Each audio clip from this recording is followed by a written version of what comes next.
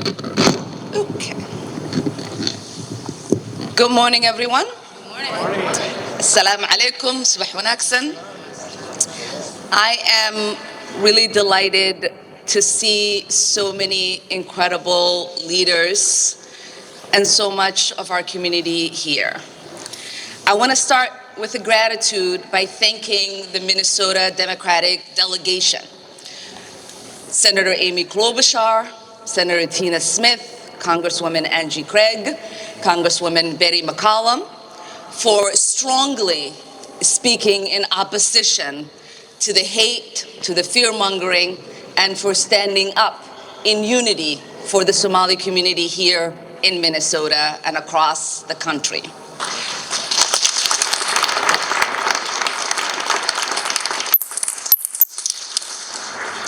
I also want to thank Governor Tim Walz, Lieutenant Governor Patty Flanagan, Attorney General Keith Ellison, for reminding folks why Minnesota is a great state, because we all stay united and uplift one another. And I want to thank the incredible leaders who are behind me, whether they are elected officials or faith leaders or community leaders, for speaking in one unified voice against the scapegoating of a community that has thrived in Minnesota and whom most have chosen to call this state home. I think I want to speak to a few things. One, I want to speak to what Trump has tweeted and what it means for those of us who call this incredible state home. Because facts matter, and facts are important. It is unfortunate that we are led by a president who does not understand the laws of this land. When the president tweets as if he has the authority to terminate temporary protected status for Somalis in Minnesota, even little kids in 8th grade know that that is not an authority that the president has and can wield.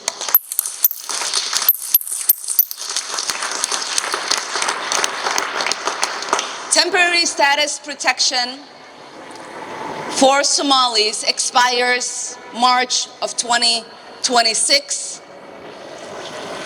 and anyone with that status has 60 days after for it to have any impact on them. And so if you are confused, if you feel threatened, know that the law is on your side and our demented president can't do anything about it.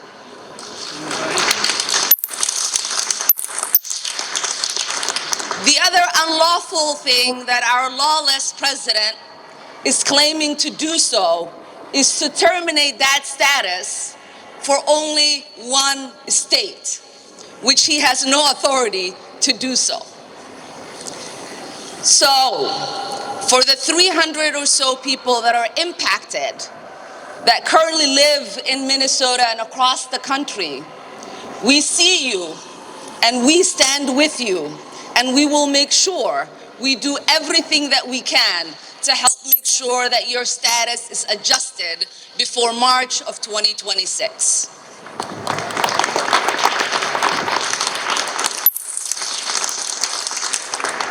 Because you know and I know that there is nothing temporary about people's lives here in the United States. Many of these people that we are talking about have built lives. They own homes, they own businesses, they are a vibrant part of our communities. And we want to make sure that their new home stays their forever home. The second thing I want to speak to is that in this country, we do not blame the lawlessness of an individual on a whole community.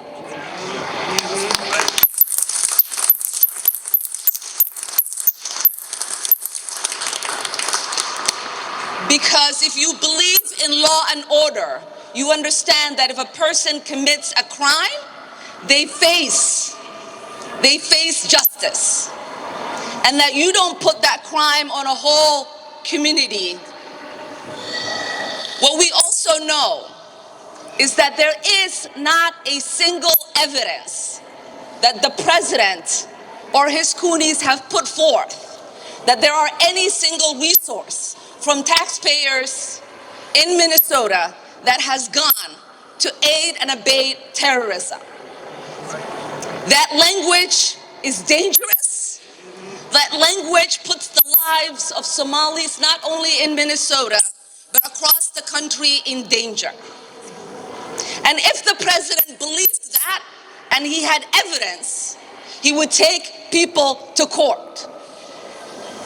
So we are sick and tired of the president waking up one day and deciding to put forth falsehoods and demonize whole communities, while the ignorant people that support him then take the lies that he's spreading and use it as a fact. We've seen it during the campaign where he said Asians were eating cats and dogs. We've seen his vice president repeat those lies. We've seen the media run it as a headline as if it was a fact. That is shameful. That is shameful. That is ignorant.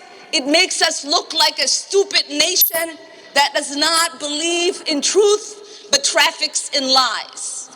It makes the world mock us, and we are better than that. We are better than that as Americans.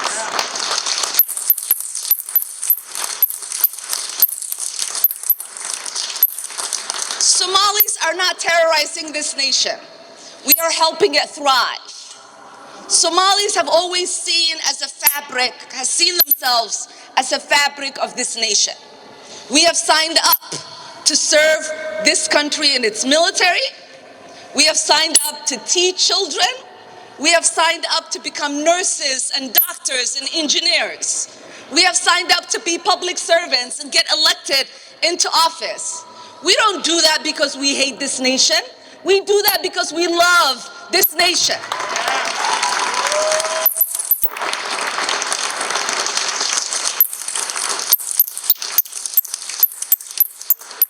We do that because we have deep gratitude to the Americans who have given us the opportunity to find a new home, to settle in that new home, to find new joys in that new home, to start families in that new home, and to call that new home our own.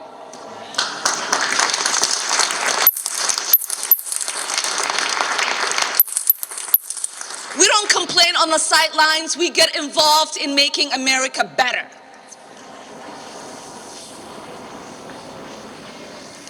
And finally, before I get off this stage, I just want to take a moment, because I always jokingly say that Minnesota doesn't just welcome refugees, but it sent one to Congress.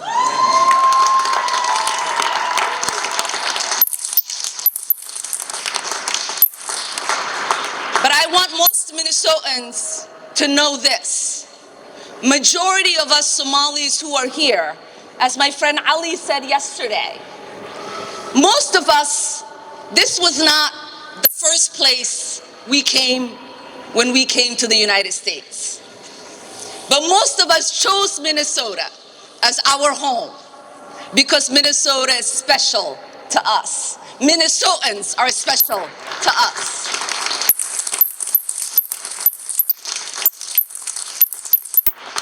When we moved from Arlington, Virginia and came here nearly 30 years ago, none of us decided to move to another state.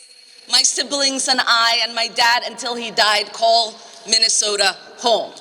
Because like I said, Minnesota is special. And I know almost every single elected Somali Minnesotan did not start out in Minnesota, but chose to come here, stay here, start families here, and ultimately serve the people who welcome them into this beautiful state.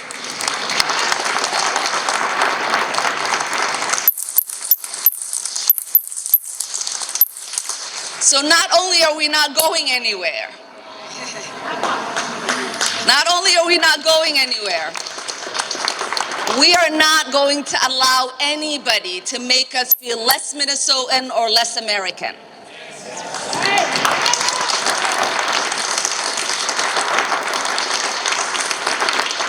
We are not going to allow anybody to push us into the shadows. We're not going to allow anybody to erase our presence and our contribution. And we are not going to allow anyone to scapegoat us. Because as Somalis, what we learned from Minnesotans is that you have to be resilient to thrive in Minnesota. And we are goddamn resilient. Thank you so much.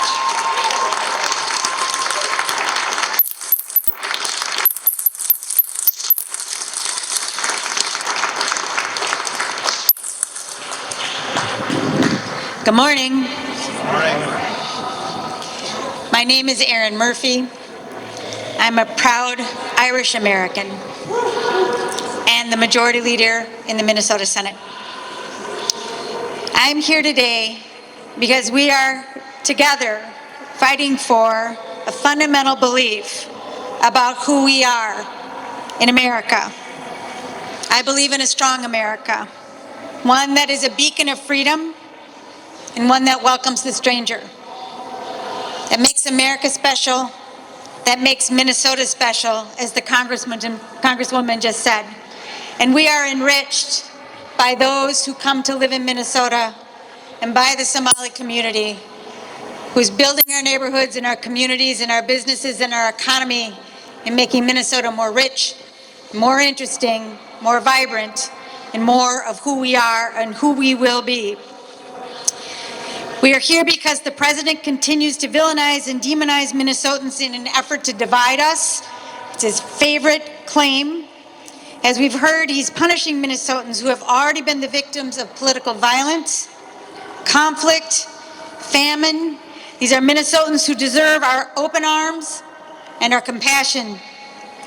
His actions would take away our neighbors, our community members, and he's endangering their lives and depriving our neighborhoods, schools, and our workplaces.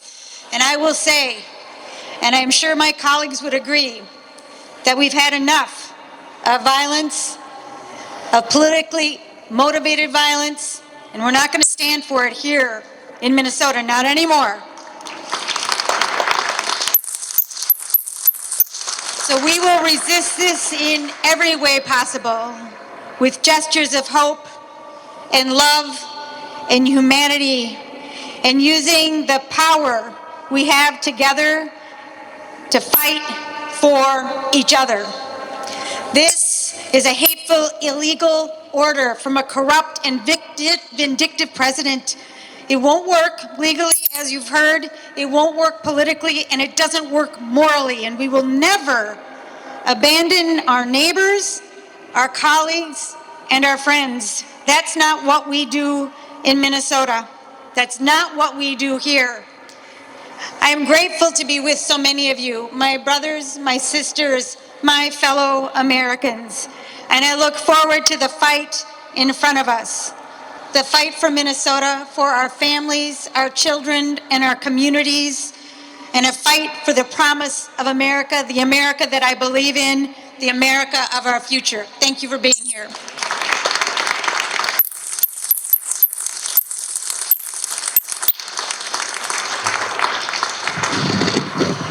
Good afternoon. My name is Zach Stevenson. I'm leader of the House DFL. Friday was the worst of what Donald Trump does best. It's his go-to move. When he finds himself in trouble on the political ropes, he distracts, divides, and demagogues. It's disgusting, using real people as pawns as he desperately tries to change the subject. Minnesotans know that their costs are rising because of his tariffs and his terrible big bill. Healthcare costs in particular are soaring, and the president is desperate to change the subject. But scapegoating the Somali community won't decrease the cost of healthcare. The Somali community is part of the fabric of Minnesota, and the House DFL and all of Minnesota will always stand with the Somali community when the president targets them for his own political benefit. Thank you.